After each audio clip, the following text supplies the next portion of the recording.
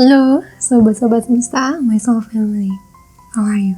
Let's talk about healing. Apakah healing itu seperti yang sekarang sedang ngetrend?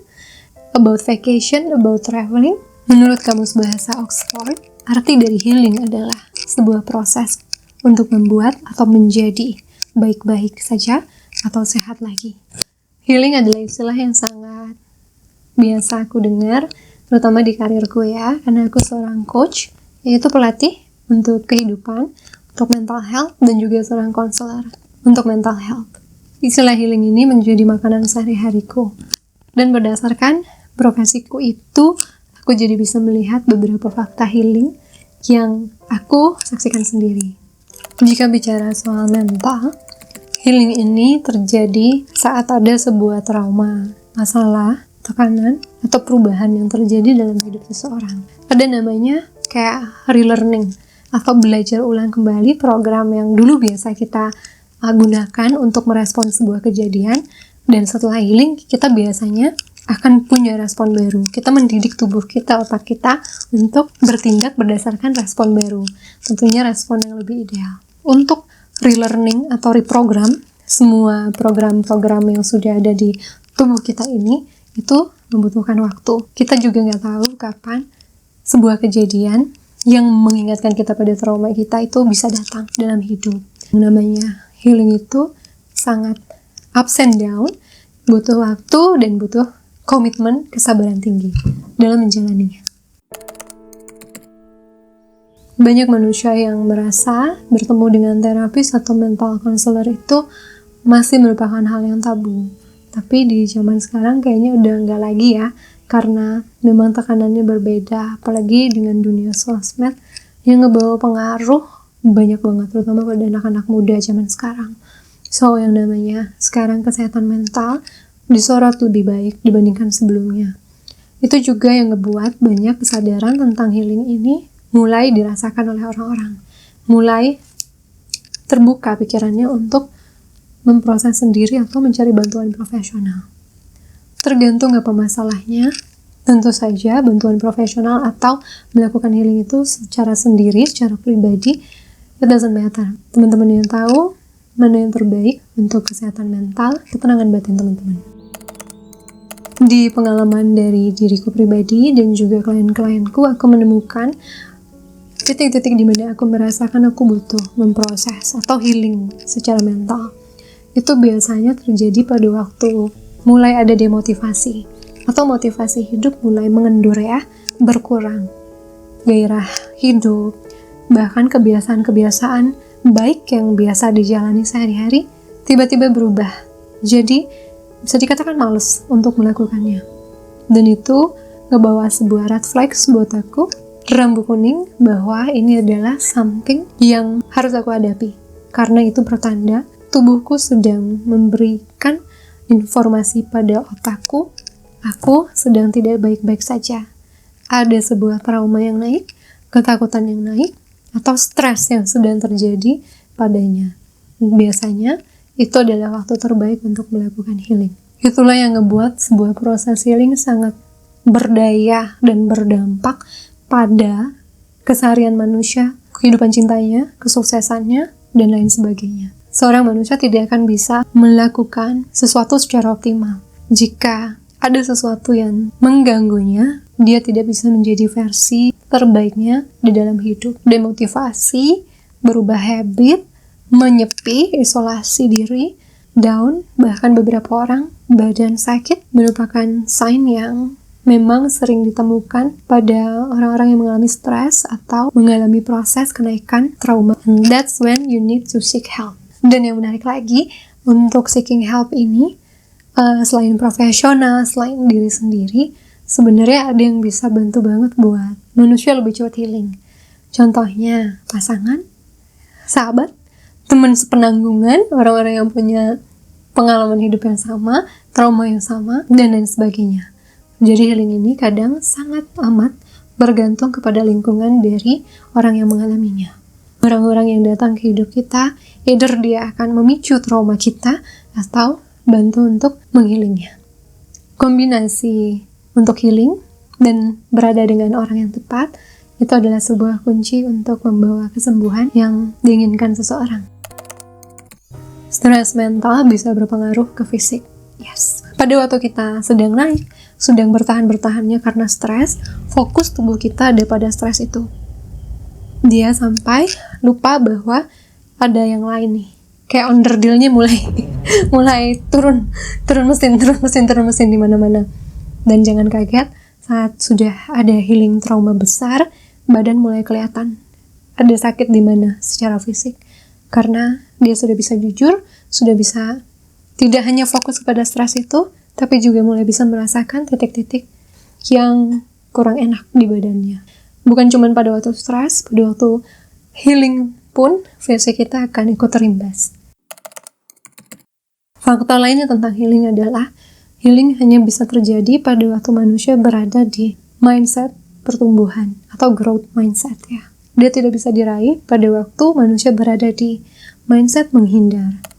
Toxic positivity adalah kondisi ketika seseorang menuntut dirinya sendiri atau orang lain untuk selalu berpikir dan bersikap positif, serta menolak emosi negatif. Yep, you cannot do any healing or growth with that kind of mindset. Apakah melakukan yoga, meditasi, olahraga, vacation, reiki, dan lain sebagainya itu bisa dikategorikan sebagai bantuan untuk healing? Yap, bantuan untuk healing, iya. Tapi mereka bukanlah healing itu sendiri. Melakukan Ho'oponopono, meditasi, itu sangat bantu aku untuk bisa mengetahui apa yang dibutuhkan oleh tubuhku secara healing fisik. Tapi apakah hanya dengan itu bisa menghealing semuanya? Bisa, tapi takes time, dan itu bisa lama banget. Yang aku lakukan adalah benar-benar meregulasi emosi itu dengan teknik shadow work aku. Untuk teman-teman yang punya buku Way of Free, part untuk shadow work, ada di contoh jurnal shadow work halaman 250. Itu adalah caraku meregulasi. Bagian ini itu adalah kreativitas aku sendiri ya, sebagai seorang penulis dan juga orang yang dari dulu terlatih untuk nulis diary. Aku menggunakan menulis diary itu untuk hal yang positif, yaitu meregulasi emosiku sendiri. Bukan cuma curhat doang, tapi juga menetralisir perasaan tersebut. Tapi aku punya yang update-nya, nanti aku buat videonya ya, khusus buat ngebahas itu. Karena buatku penting, selain melakukan kegiatan-kegiatan positif, aku pun harus punya waktu untuk duduk dengan diriku sendiri, memproses perasaan itu, sampai bisa menemukan titik perdamaian. Healing itu tidak harus melulu tentang keseriusan, tentang hal-hal yang harus baku. Healing itu juga bisa dilakukan dengan fun, dengan menyenangkan. Justru ini adalah bagian yang paling favorit, yang paling aku suka, saat healing sudah melewati bagian-bagian terburuknya, bagian stresnya, bagian mencoba menetralisirnya, dan tinggal istirahat atau enjoy the moment. Healing bisa dilakukan seperti itu. Tidak ada yang bilang kita harus healing non-stop. Tidak. Justru kita butuh istirahat di sela-sela healing tersebut. Di dalam proses ini, sering banget pada waktu aku ngobrol sama temanku, ide itu muncul. Pada waktu aku sedang nonton, tiba-tiba apa yang aku butuhkan ada di adegan-adegan film tersebut. Pada waktu aku dengar musik, tiba-tiba liriknya langsung, ya, kenapa aku nggak punya mindset gitu aja? Justru di waktu resting, aku juga banyak menemukan inspirasi dan cara untuk menetralisir luka-lukaku. Setelah aku bisa menaklukkan sebuah poin trauma, menetralisir sampai berdamai dengan shadow work aku biasa kasih reward. Kasih dia untuk rest, istirahat, do something yang kamu suka, spa, makanan yang kamu suka, and do whatever that you like. Healing juga adalah salah satu alasan kenapa aku harus mundur dulu dari YouTube 5 bulan ya, gak kerasa. Karena memang apa yang aku hadepin butuh fokus luar biasa.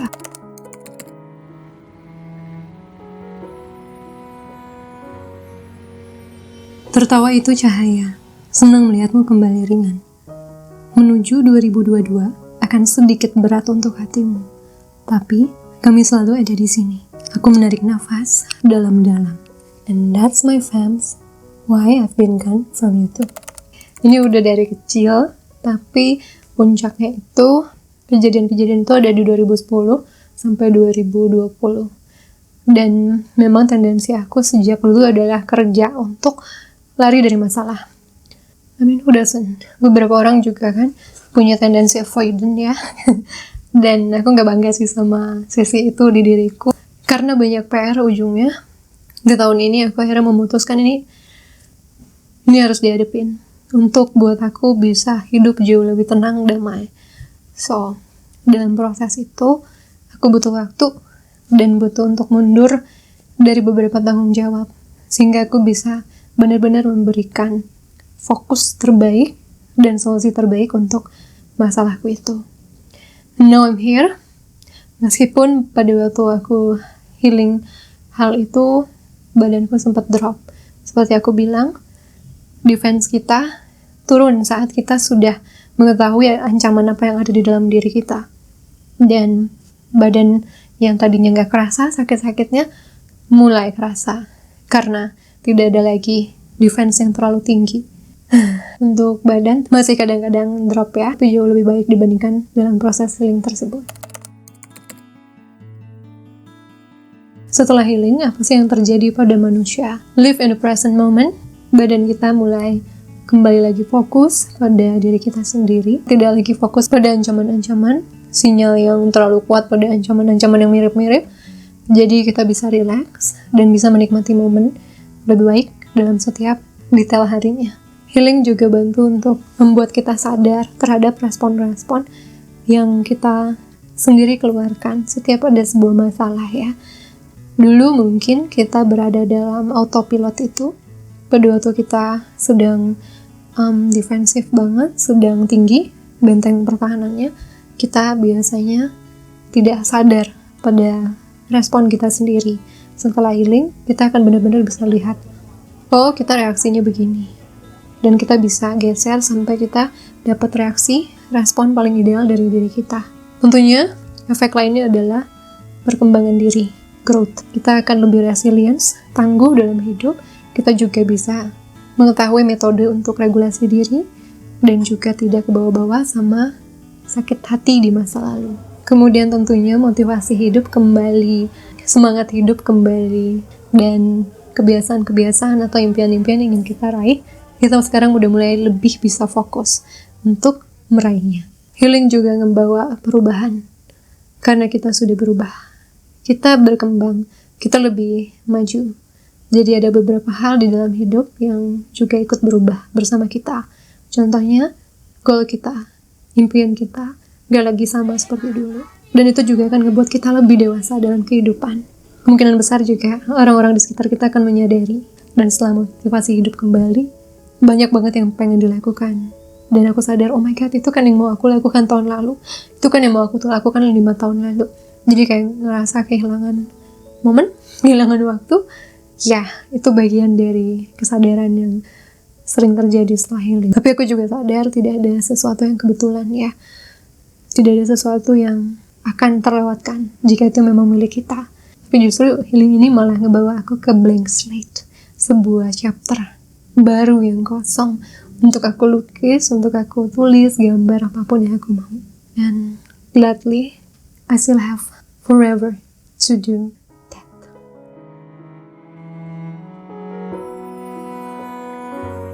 There's a place in your heart, and I know that it is love. In this place, it was brighter than tomorrow. And if you really try, you'll find there's no need to cry. In this place, you'll feel there's no hurt or sorrow. There are ways to get there if you care enough for the living. Make a little space, make a better place.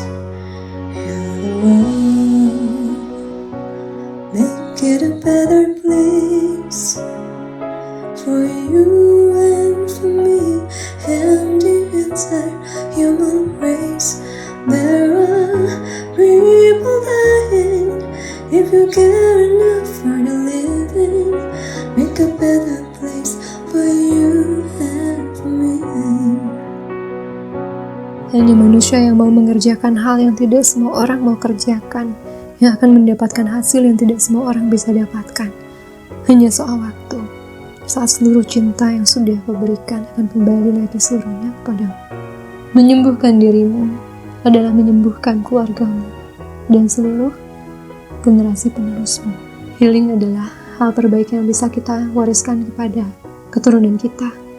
That's, to me, the best thing that we can give to our offsprings. And then offsprings, and then their offsprings, and then their offspring.